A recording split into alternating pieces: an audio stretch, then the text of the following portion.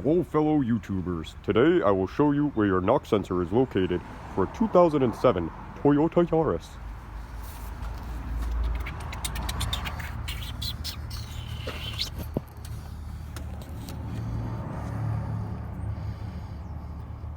You will locate your knock sensor behind your inlet manifold.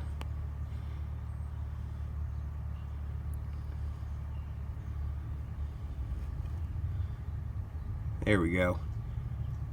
All you can really make out is Denso in Japan, but what you're looking at is your knock sensor.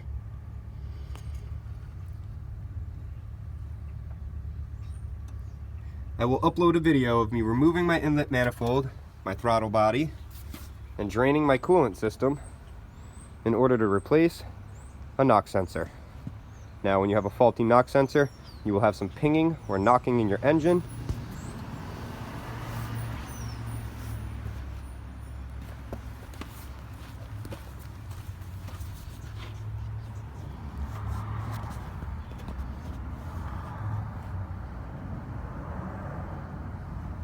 It's going to be tough to get to, but no job is impossible. Thank you for viewing. Have a lovely day.